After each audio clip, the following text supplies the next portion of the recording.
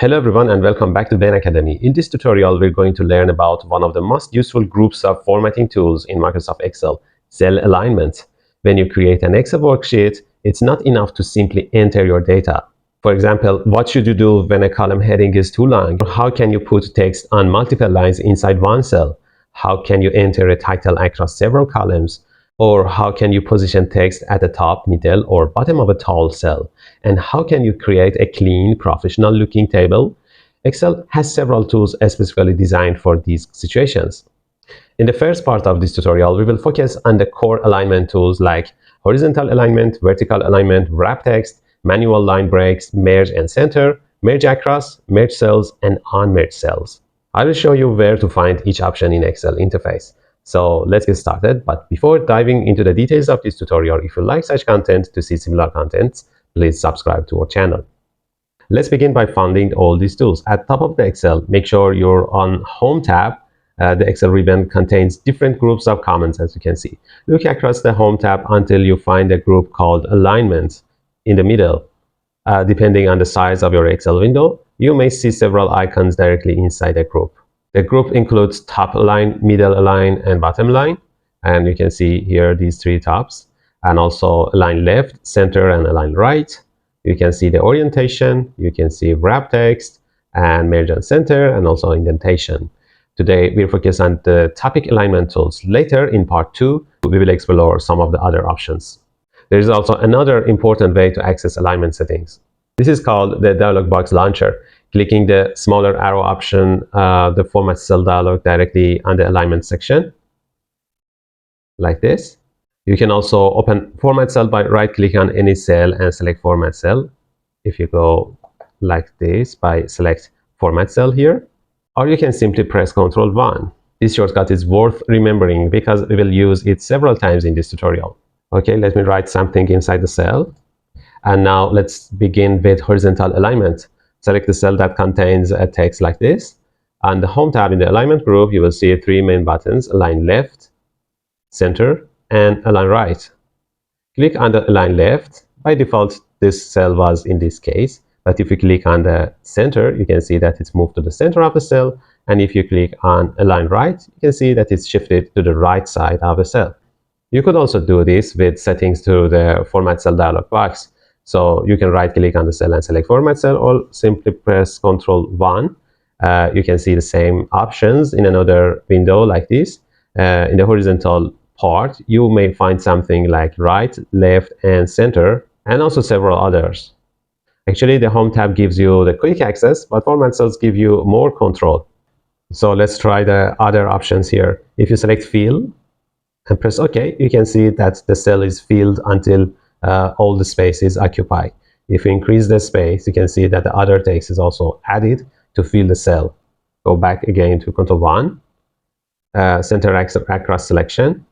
If you selected more than one cell, or now you could see that only one cell was selected, so it was sent to the center of the selected cell.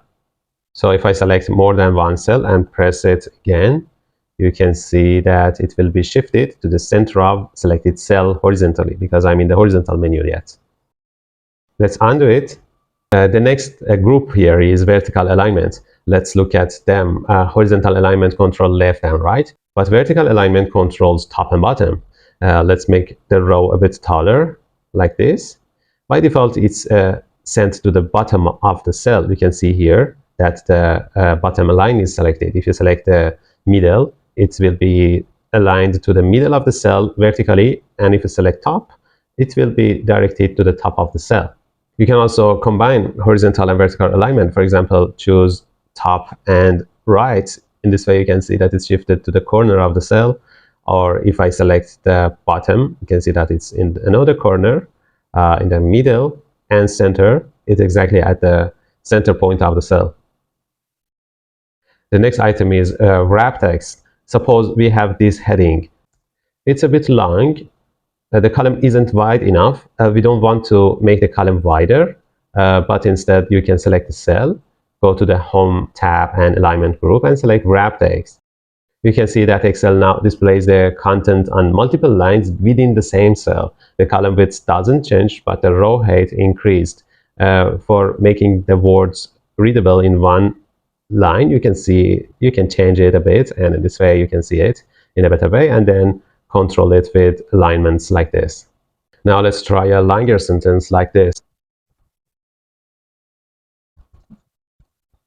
High-strength concrete mixture suitable for structural applications. Without wrap text, the content is difficult to read, and if there is another cell filled by text, you can see some parts of the sentence is hidden under the other cells. Now select the cell and click on wrap text. Excel automatically wraps the text into multiple lines. This is extremely useful, but you may need to increase the height of that cell because the row height is adjusted by another cells here, or a bit width of the cell. In this way, you can see that it's adjusted. And it's good. This is extremely useful for descriptions, notes, comments, and addresses, and anyway, in long sentences. Let's see what happens if we change the column width. Make the column wider. The text now requires fewer lines. As you can see, it's automatically adjustable. Now it's in the 3 lines and 2 lines. And if you make it narrower, you can see that more lines is needed. We can also enable wrap text through the format cell dialog. If you go back again to Ctrl 1, go to the alignment tab, and under the text control, you can see that there's an option wrap text. You can see the result is the same. But sometimes we want to decide exactly where the text breaks. Edit the cell by double-clicking or pressing F2. Place a cursor where you want to have a new line, like this. For example, I want to have new line after mixture. Now, if you press Alt and Enter, from here, you could see that it's been changed. From here, the line will break.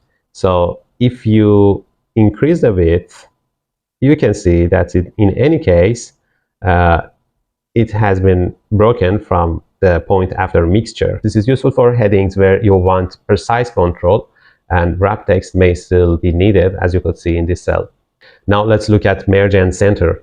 Suppose we want to create a title above more than one column. For example, if I write something like this.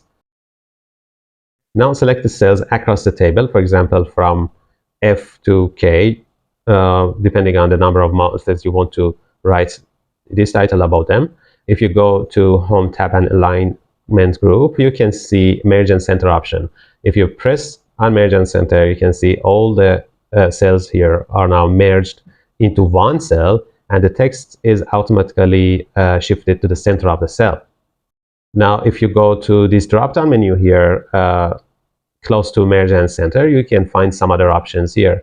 Merge and Center is the default option, Merge Across, Merge Cells, and Unmerge Cells. Let's look at these options one by one. For Merge Across, suppose I select multiple rows and columns like this. If I choose Merge Across, Excel merges cells horizontally within each row. Each row is handled separately. This option can be useful in certain layouts. You can see that every line is separated and they are merged line by line. It's less commonly used than Merge and Center, but it's good to know. The next one is Merge Cells. Now let's look at this. Select the cells, some cells in some rows and columns like this. Now let's select it, Merge Cells. Excel combined the cells into one cell. Unlike Merge and Center, the content isn't necessarily centered, it's only merged. This can be useful when you want the cells combined but want to control alignment separately. So you can see if I write anything inside the merged cells, it's not in the center. And the last item here is unmerge. If you want to undo merging cells, you can press on unmerge cells, and you can see that these are again decomposed to the original state. It works in any other cases that you have done earlier by selecting unmerge cells. But pay attention, if multiple cells originally contained different values, merging them can result in data loss. For example, if I merge these 3 items, 2 of them are filled by some content. If I merge them, there's an error, and it says merging cells only keeps the upper left value and discards other values. So if I press OK, you can see that data is only kept and the other text is ignored. So pay attention when you're trying to merge. Merge cells are great for presentation, but they can cause problems with sorting, filtering, copying and pasting, selecting ranges for formulas, and data processing. Therefore, use merge cells mainly for titles and presentations, not in the middle of your table. avoid using them throughout the actual data sets. That's the end of part 1. We learned cross alignment today, horizontal alignment, vertical alignment, wrap text, manual line breaks, and merge and center, and related options to merge and center. These features may look simple, but they make your Excel worksheets much easier to read. In part 2, we will explore more advanced alignment and text formatting options. If you liked this content, make sure that you are pressing like button. If you have any suggestion, you can write as comments below. And don't forget to subscribe our channel and turn on the notifications. See you in the part 2.